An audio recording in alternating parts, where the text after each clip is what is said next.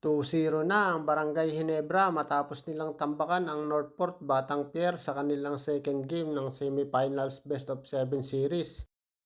Umabot ng 30 puntos ang lamang ng Barangay Ginebra sa Northport Batanguer sa pangunguna ni Japit Aguilar, Troy Rosario at Justin Brownlee. Samantalang sa Northport naman ay pinangungunahan ni Joshua Munsod, Jamil Jack at Arvin Tolentino. Walang makapigil kay Japit Aguilar sa ilalim, minamamalang niya ang mga player ng Northport Batanguer. Mukhang malabong makaisa ang Northport Batanguer pagkaganto ang laruan ng mga player ng Barangay Ginebra. Nagkaroon pa ng mini run ng Northport Batanguer sa pagtatapos ng second quarter pero nanatiling lamang ang Barangay Ginebra. Parang nawala ang angas ni Arvin Tolentino sa pag-uumpisa ng kanilang series.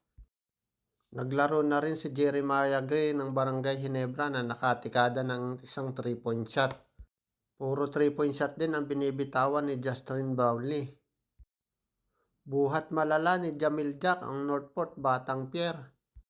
Kailangan ng tulong ng import ng Northport Batanguer dahil tanging siya lang ang nagdadala sa kanilang team.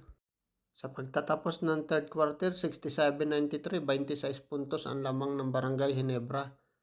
Pagdating ng fourth quarter, tinangkang humabol ng Northport Batanguer. Napababaan nila ang lamang hanggang sa 16 puntos dahil sa kanilang mga 3-point shot at mga hustle play ni Joshua Monson.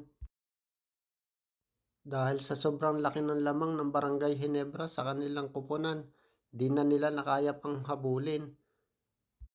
Sa huli, panalo ang Barangay Ginebra 119-106, 13 points ang lamang. Best player si Japit Aguilar with 31 points, 8 rebounds at 1 blocks. 2-0 ang Barangay Ginebra sa kanilang best of 7 series. Thanks for watching. Please subscribe and like Doc Sports TV.